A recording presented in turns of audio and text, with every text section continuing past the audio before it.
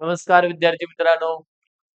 तर पहा परीक्षेला जाता जाता सर्वांना परीक्षेसाठी शुभेच्छा. आपलं ध्येय अकॅडमीचं युट्यूब चॅनल सबस्क्राईब करा, टेलिग्राम सबस्क्राईब करा. तसंच हे लेक्चर आपल्याला युट्यूबवर तसंच आपल्या ऍप्लिकेशनवर तुम्हाला पाहायला मिळणार आहे. तर सर्वांना प्रथमतः रविवारी होणाऱ्या परीक्षेच्या सर्वांना शुभेच्छा. सर्वजण छानपैकी पेपर सोडवा आणि त्यासाठी हे PYQ आपण घेऊन आलेलो आहोत, PYQ सिरीज. तर पहा विद्यार्थी मित्रांनो, आपल्याला PYQ घ्यायचे आहेत. यामध्ये बघा कशा पद्धतीनं परीक्षेमध्ये विचारलं जातं. पहा, choose the most suitable one word for the given expression and old unmarried woman. आता पहा आपल्याला वन वर्ड सबस्टिट्यूशन वर हा क्वेश्चन विचारलेला आहे. वन वर्ड सबस्टिट्यूशन वर. तर अँड ओल्ड अनमॅरिड वुमन म्हटलेलं आहे. एक वृद्ध अविवाहित स्त्री. तर पहा यासाठी कोणता शब्द आहे? विडो आहे, बॅचलर आहे, स्पेन्स्टर आहे का स्निपर आहे? आता पहा विडो म्हणले की काय? विधवा. Okay, whose husband has died. Whose husband has died म्हणजे ज्याचा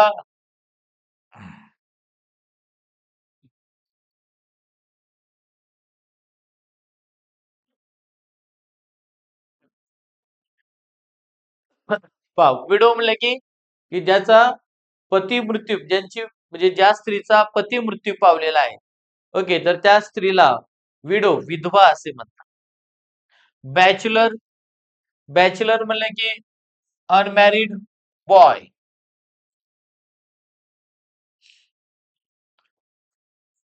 अनमॅरिड बॉय म्हणजे अविवाहित मुलाला बॅचलर असं म्हटलं जातं. स्पिन्स्टर, स्पिन्स्टर म्हणजेच अनमॅरिड वुमन.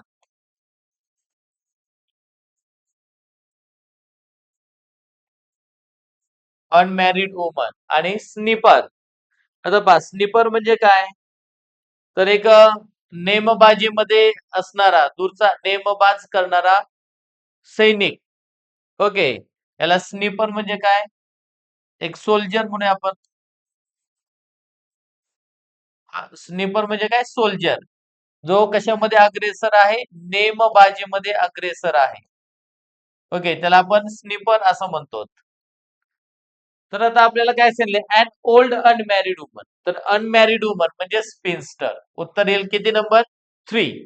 परंतु आपण हे 4 याचे का पाहत आहोत? तर परीक्षेमध्ये येताना सपोज तुम्हाला विडो विचारलं, हुज हजबंड हॅज डाईड, हे की नाही, किंवा बॅचलर विचारलं तर अनमॅरिड बॉय असेल. हे तुम्हाला माहित असलं पाहिजे. स्निपर म्हणजे सोल्जर, की जो नेमबाजी करणारा हा सोल्जर आहे. त्यानंतर नेक्स्ट क्वेश्चन.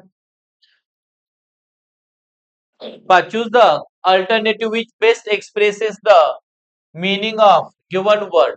आता meaning of given word म्हणलेलं आहे की दिलेल्या शब्दाचा करेक्ट अर्थाचा शब्द आपल्याला चूज करायचा आहे. आता फ्रॅग्रन्स, फ्रॅग्रन्स म्हणजे काय? सुगंध. बा फ्रॅग्रन्स म्हणजे काय? सुगंध. आता या ठिकाणी अरोमा, पा अरोमा म्हणजे सुद्धा काय? सुगंध. अरोमा म्हणजे सुद्धा सुगंध. ओके, त्यानंतर फ्लेवर म्हणजे काय? एक प्रकारची चव. ओके, ऍक्रिड म्हणजे काय? तिखट. ओके, आणि स्टिंक म्हणजे काय? दुर्गंध.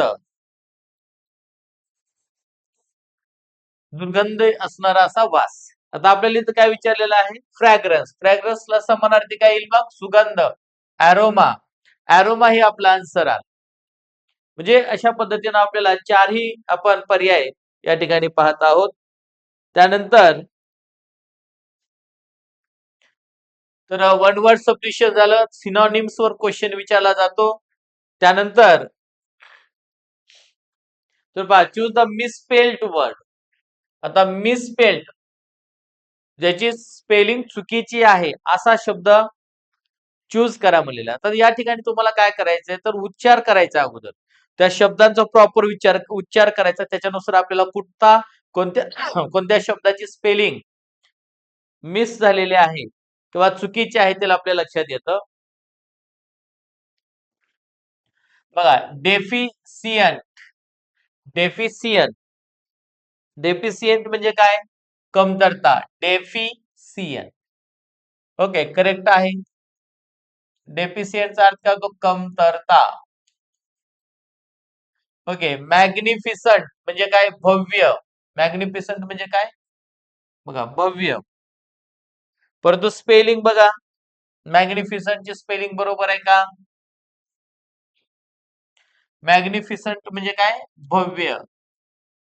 ओके, आता इथं बघा, मॅग्निफिसेंट, इथं आयची काहीच गरज नाही. मॅग्निफिसेंट असं पाहिजे. मॅग्निफिसेंट, फिसियंट नसतं. मॅग्निफिसियंट असतं का? नाही. ओके, मॅग्निफिसेंट असं भव्य. इथं आयची गरज नव्हती, म्हणजे 2 नंबर मध्ये एरर आहे. आता बाय एफिशियंट. एफिशियंट म्हणजे काय? पुरेसे. एफिशियंट म्हणजे काय? पुरेसे. रेटिसेंट. रेटिसेंट म्हणजे काय? बघा, रेटिसेंट म्हणजे सुद्धा कमतरता. रेटिसेंटचा सुद्धा अर्थ काय होतो? कमतरता. तर 2 नंबरचं आपलं उत्तर आलेलं आहे, ज्यामध्ये मिसस्पेल्ड आहे, चुकीची स्पेलिंग आहे. तर काय करायचं? उच्चार करायचा व्यवस्थित. मॅग्निफिसंट होतं. मॅग्निफिसियंट नसतं कधी. ओके, म्हणून 2 नंबर मध्ये एरर आहे. त्यानंतर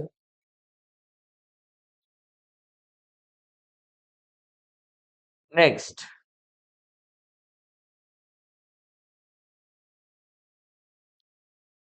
पुढला क्वेश्चन बघा.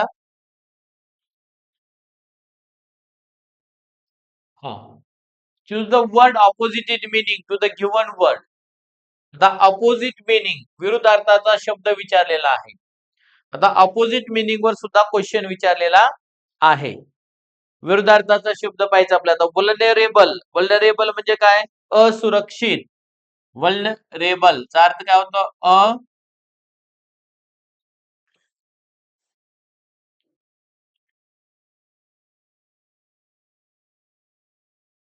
असुरक्षित.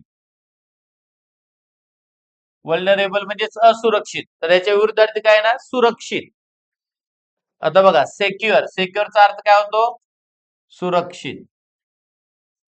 सेक्युअरचा अर्थ काय होतो? सुरक्षित.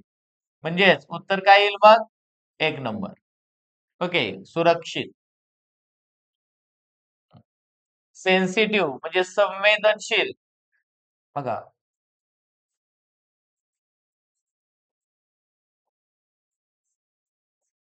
ओके, संवेदनशील. त्यानंतर लायबल. लायबल म्हणजे काय? जबाबदार.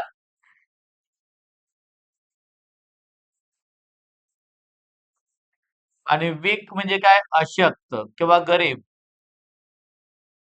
आता आपल्याला प्रश्न विचारलेला आहे वल्नरेबल, असुरक्षित. तर याचा काय येईल? उत्तर काय येईल बघ? सुरक्षित. ओके, काय येईल इथं? सुरक्षित.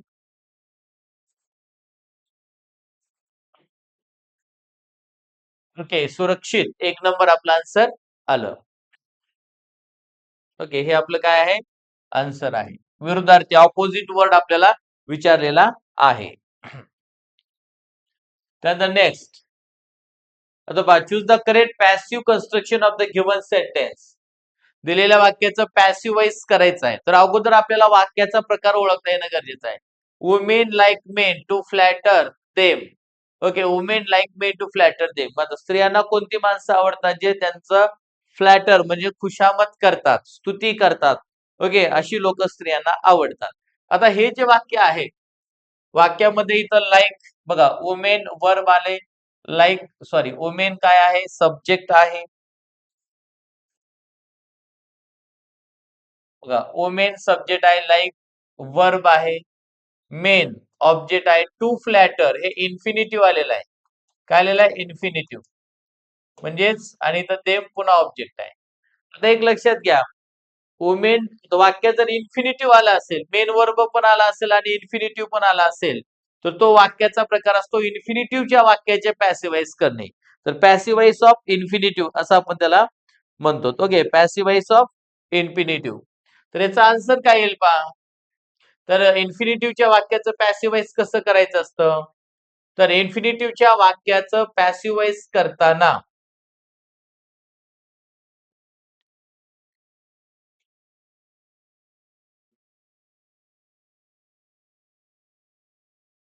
काय इन्फिनिटिव्हच्या वाक्याचं पॅसिव्हाइज करताना कर्ता क्रियापद सुरुवातीला तसंच ठेवायचं असतं.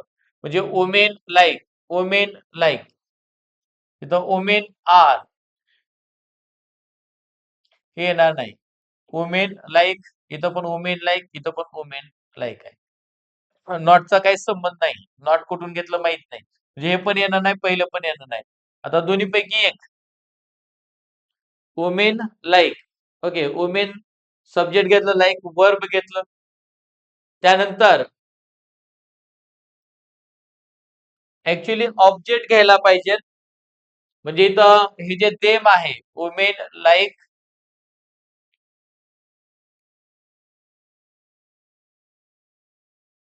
घ्यायला पाहिजे, पण तो वाक्याच्या अर्थानुसार देम त्या ठिकाणी बसत नसल्यामुळे देम ते अवॉइड केलेला आहे. मग ऑब्जेक्ट नंतर टू बी हा नवीन शब्द घेतला जातो. म्हणजे इन्फिनिटिव्हच्या वाक्याचं पॅसिव्हाइज करताना व ऑब्जेक्ट नंतर टू बी हा शब्द घेतला जातो. टू बी नंतर क्रियापदात ते स्वरूप घेतलं जातं. फ्लॅटरचं फ्लॅटर्ड, त्यानंतर बाय आणि हे जे मेन आहे ते ऍक्च्युली ऑब्जेक्ट आहे, मात्र इकडं बाय नंतर घेतलेलं आहे. म्हणून हे women like to be flattered by men हे उत्तर करेक्ट येईल.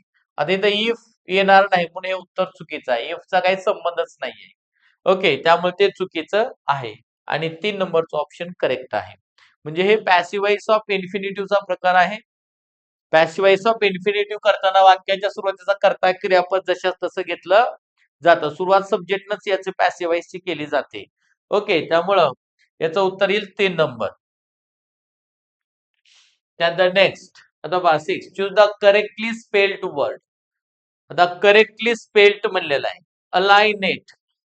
आता अलाइनेट इथं एन एक्स्ट्रा झालं, चुकीची स्पेलिंग आहे.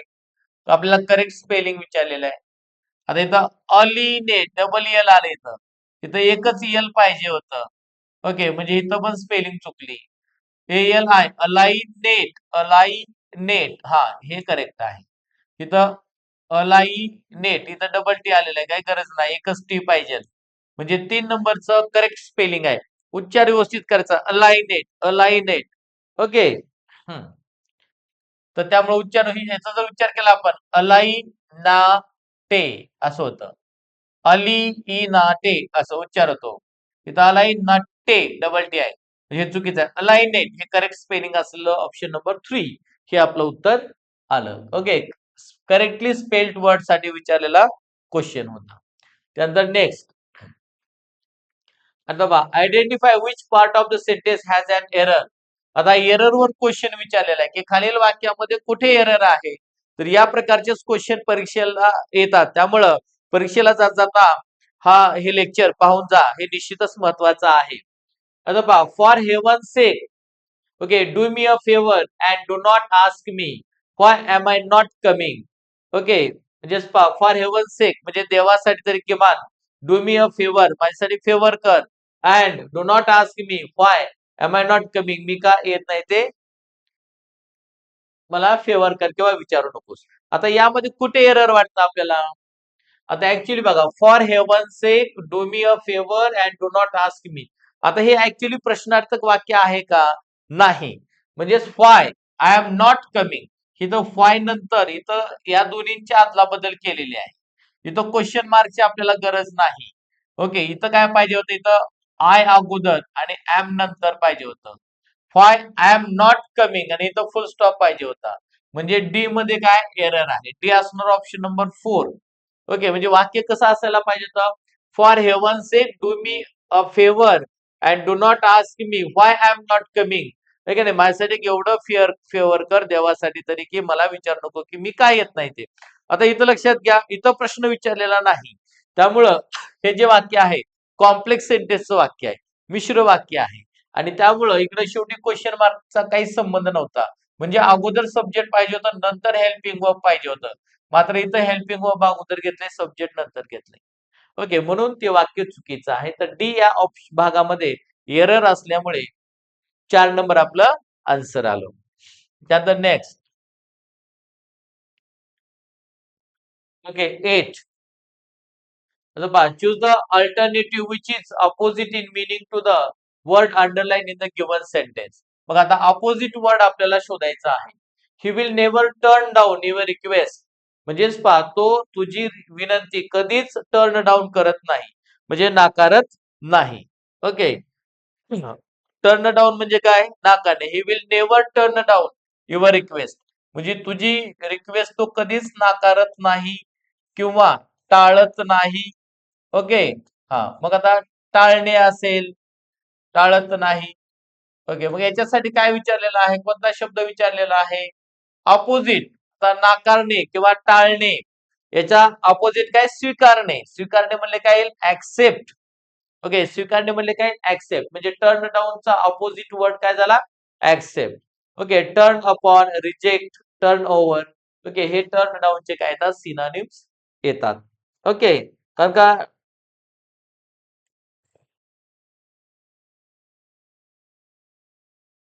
टर्न ओव्हर म्हणजे काय? उलटणे. ऍक्सेप्ट म्हणजे स्वीकारणे, रिजेक्ट म्हणजे नाकारणे. ओके, आणि टर्न अपॉन म्हणजे एखाद्या गोष्टीकडे वळणे. एखाद्या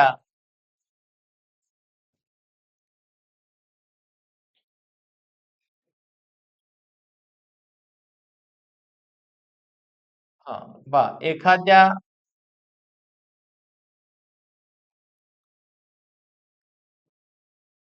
गोष्टीकडे वळणे. ओके, हा, अशा पद्धतीने याचे अर्थ होतात. उत्तर आलं ऍक्सेप्ट. ओके, म्हणजे या पद्धतीने आपल्याला सर्व गोष्टींचे मिनिंग, सर्व चारही पर्याय बघा. आता आपण चारही पर्यायाचे अर्थ पाहत आहोत, की जेणेकरून तुम्हाला नंतर परीक्षेमध्ये सपोज याच्यावर आधारित दुसरं विचारलं तर तुम्हाला लिहिता आलं पाहिजे.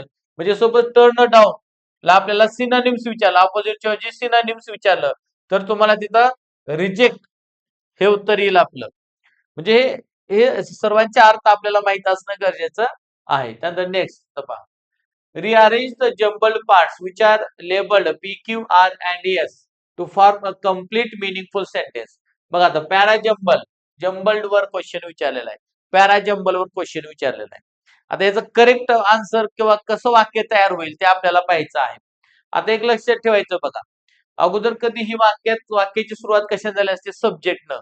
या वाक्यामध्ये सब्जेक्ट आहे का? बघा, अँड ऑडियन्सच्या पुढे काहीच नाही. Often in a theatre acted नाही. A drama is a type of story. A drama subject आलेला इथं, म्हणजे एस न सुरू होणार आपलं उत्तर असलं पाहिजे. आता एस न सुरू होणार उत्तर कुठं? एकच आहे, तेच आपलं उत्तर आलं बघा. कारण का drama, SRPQ, a drama is a type of story. Okay, accepted out before and audience often in a theatre. म्हणजे ड्रामा एक अशा प्रकारची कथा आहे जे, ओके, ऑडियन्स प्रेक्षकांच्या समोर ऍक्टेड केली जाते, सादरीकरण केली जाते. कुठे? थिएटरमध्ये. कुठे? थिएटरमध्ये. म्हणजे अशा पद्धतीनं SRPQ हे आपलं उत्तर येईल. त्यानंतर next. Choose the alternative which best expresses the meaning of the word underlined in the given sentence. If you lack in, okay, magnanimity, all your wealth is useless. म्हणजे जर तुझ्याकडे मॅग्नॅनिमिटी नसेल, मॅग्नॅनिमिटी म्हणजे उदारमतवादीपणा जर तुझ्याकडे नसेल, तर all your wealth is useless. तर तुझी पूर्ण संपत्ती काय आहे? निरुपयोगी आहे. जर तुझ्यामध्ये उदारमतवादीपणा नसेल, मनाचा मोठेपणा नसेल तर. ओके, मॅग्नॅनिमिटी म्हणजे काय? मोठेपणा. बघा, मोठेपणा किंवा मनाची उदारता, मनाची उदारता आपल्याकडे असली पाहिजे. मग आता काय विचारलंय? तर meaning of the word alternative म्हणलेला आहे. म्हणजे याच्या अर्थाचा शब्द शोधा म्हणलेला आहे. आता उदारता किंवा मोठेपणा म्हणलं की काय येतं? जनरॉसिटी येतं. काय तर जनरॉसिटी म्हणजे काय? उदारमतवादी किंवा उदारता. ओके. प्लॅनिंग म्हणजे काय? नियोजन. बघा, प्लॅनिंग म्हणजे काय? नियोजन. मॅनेजमेंट म्हणजे काय? व्यवस्थापन. ओके. मॅनेजमेंट म्हणजे काय? व्यवस्थापन. पर्पज म्हणजे काय? हेतू. म्हणजे उत्तर काय आलं मग? उदारता म्हणजे मॅग्नॅनिमिटीचं उत्तर काय आलं? जनरॉसिटी. जनरॉसिटी म्हणजे सुद्धा काय? उदारमतवादीपणा, मोठेपणा. आहे की नाही? जर तुझ्याकडे उदारमतवादीपणा नसेल तर सर्व तुझी संपत्ती कशी आहे? व्यर्थ आहे, युजलेस आहे, असं म्हटलेलं आहे. ओके. त्यानंतर नेक्स्ट.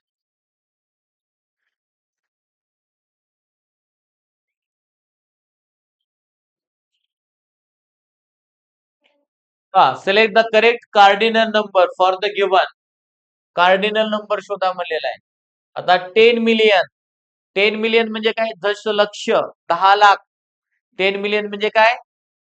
बघा आता, सॉरी, 1 मिलियन म्हणजे काय? लक्ष द्या. 1 मिलियन म्हणजे काय? दशलक्ष. आणि 10 मिलियन म्हणलं काय येईल मग? अब्ज. काय येईल? बिलियन येईल, बिलियन. बिलियन म्हणल्यावर बघूया आपण.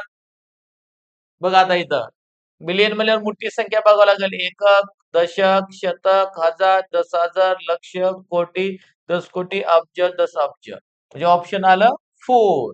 ओके. 10 मिलियन म्हणजे 10 अब्ज, म्हणजे एक अब्ज.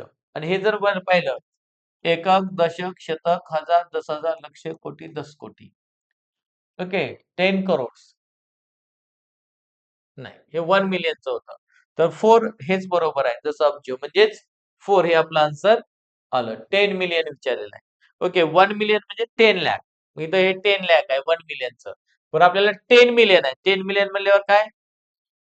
1 अब्ज, 1 बिलियन. ओके. मग 1 बिलियन म्हणल्यावर 4 नंबर उत्तर आलं. ओके. त्यानंतर नेक्स्ट. आता पहा, choose the correct WH type question to get the underline part as the answer. आता पहा, आपल्याला WH टाइप क्वेश्चन विचारलेला आहे. आता WH टाइप क्वेश्चन म्हणलं की खाली काही वाक्याला अंडरलाईन केलेले असते आणि तो अंडरलाईन केलेला भाग म्हणजे आपलं उत्तर असतं. The combination of hard work and dedication is the key to success. म्हणजे बघा, कॉम्बिनेशन ऑफ हार्ड वर्क आणि डेडिकेशन जर तुमच्याकडे असेल, ओके, स्वतःला समर्पित केलं असेल आणि हार्ड वर्क केलं असेल, तर ती समर्पण आणि हार्डवर्क ही यशाची गुरुकिल्ली आहे. आता बघा, प्रश्न विचारला आता, अंडरलाईन केलेला भाग जो आहे तो आपलं उत्तर आहे. मग अंडरलाईन केलेला भाग न वाचता राहिलेला भाग is the key to success, यशाची गुरुकिल्ली आहे. म्हणजे काय यशाची गुरुकिल्ली आहे? फॉट. फॉट न सुरू झालेलं आपलं उत्तर बघायचं. फॉट न सुरू झालेलं 2 नंबर आहे. म्हणजे तेच उत्तर आलं आपल्याला. म्हणजे आहे त्या वाक्याला क्वेश्चन विचारायचा. Is the key to success, यशाची गुरुकिल्ली आहे. काय यशाची गुरुकिल्ली आहे? काय म्हणलं की फॉट. मग फॉट न सुरू झालेला प्रश्न आपलं उत्तर असेल. संपलं. बाकीचं आपण बघितलं बी नाही. कमी वेळेमध्ये लगेच क्वेश्चन कसा तयार झाला बघा. फॉट. फॉट नंतर हेल्पिंग वर्ब घ्यायचं असतं, इज. नंतर सब्जेक्ट, द की, राहिलेला भाग to success. What is the key to success? यशाची गुरुकिल्ली काय आहे? The combination of hard work and dedication is the key to hard work. Okay. हे की टू सक्सेस. ओके. अशा पद्धतीने उत्तर येतं. म्हणजे 2 नंबरचा आपला आन्सर करेक्ट आहे. त्यानंतर name the underline clause in the given sentence. दिलेल्या वाक्यात क्लॉज विचारलेला आहे. पाहता काय विचारलेला आहे? क्लॉज विचारलेला आहे. I have put it wear I can find it again. Adverb clause of time, adverb clause of condition, adverb clause of place, adverb clause of purpose, असं विचारलेलं आहे. आता आय हॅव पुट इट, मी ते ठेवलेलं आहे. Wear I can find it again, की पुन्हा मी ज्या ठिकाणाहून शोधू शकेन अशा ठिकाणी मी ठेवलेला आहे. वेअर म्हणजे जेथे तेथे, म्हणजे ठिकाणाचा उल्लेख आला. ठिकाणाचा उल्लेख आला की प्लेस झालं. ठिकाण म्हणजे प्लेस. तर ऍडवर्ब क्लॉज ऑफ प्लेस 3 नंबरचा आपला ऑप्शन येईल. पहा, कंजक्शन काय आलेलं आहे? वेअर. वेअर म्हणजे काय? जेथे तेथे, म्हणजे ठिकाणाचा उल्लेख आलेला आहे. जर वाक्यात वेअर आला असेल तर त्याचं त्याचा जो क्लॉज असतो तो ऍडव्हर्ब क्लॉज ऑफ प्लेस असतो. ओके, राहील लक्षात? म्हणजे ऑप्शन नंबर 3 हे आपलं उत्तर आहे. त्यानंतर next, choose the correct alternative to fill in the blank. The first dash of COVID-19 is cold. Okay, तर पहा, the first dash of COVID-19 is cold. आता या ठिकाणी आपल्याला फिल इन द ब्लँक साठी क्वेश्चन विचारलेला आहे.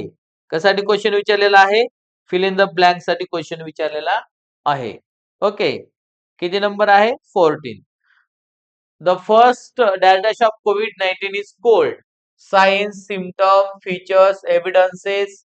आता पहिलं आपण काय म्हणतो? COVID-19चं कोल्ड. कोल्ड म्हणजे सर्दी, हे की नाही? थंडी, सर्दी. सर्दी हे COVID-19चं पहिलं सिम्पटम आहे. सर्दी होणं म्हणजे सिम्पटम म्हणजे लक्षण. म्हणजे COVID-19चं कोल्ड हे काय आहे? लक्षण आहे. लक्षण म्हणलं की काय येणार? सिम्पटम. म्हणजे उत्तर आलं 2 नंबर. सायन्स, चिन्ह, फीचर्स, वैशिष्ट्ये. एव्हिडन्स म्हणजे पुरावा. एव्हिडन्स म्हणजे काय? एव्हिडन्सेस म्हणजे काय? पुरावा. पुरावा असतो का?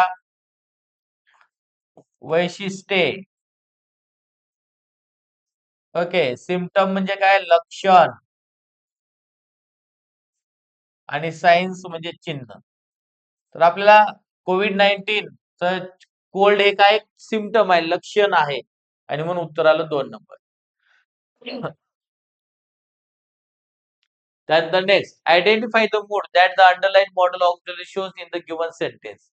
आता पहा, मूड वर क्वेश्चन विचारलेला आहे. म्हणजेच या ठिकाणी आपल्याला सॉरी मॉडेल ऑक्झिलरी वर क्वेश्चन विचारलेला आहे. Identify the mood that the underline model auxiliary shows in the given sentence.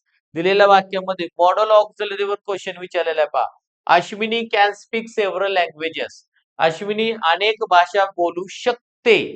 Can, शकते, म्हणजे त्याची बोलण्याची काय पात्रता आहे, ॲबिलिटी आहे, अनेक भाषा बोलू शकते. मग ॲबिलिटी, ॲबिलिटी हे आपलं उत्तर आलं, पात्रता आहे. कॅनचं फंक्शन काय आलं? ॲबिलिटी. परमिशन म्हणजे परवानगी, कंपल्शन म्हणजे सक्ती आणि सर्टन्टी म्हणजे निश्चितता. मात्र आपल्याला काय ते अश्विनी अनेक भाषा बोलू शकते म्हणजेच ॲबिलिटी आहे, पात्रता आहे. तर पहा, अशा प्रकारे क्वेश्चन्स एक्झाम मध्ये विचारले जातात. ओके, तर आपण अगोदरच्या लेक्चरमध्ये पॅसेज कसं सोडवायचं तेही पाहिलं होतं. आणि आता आपण व्होकॅब्युलरीवर भर दिलेला आहे. तर पहा विद्यार्थी मित्रांनो, आपलं ध्येय अकॅडमीचं चॅनल सबस्क्राईब करा. तुमच्या मित्रांनाही पाठवा. म्हणजेच आणखी नवीन नवीन व्हिडिओ तुम्हाला पाहता येतील. धन्यवाद.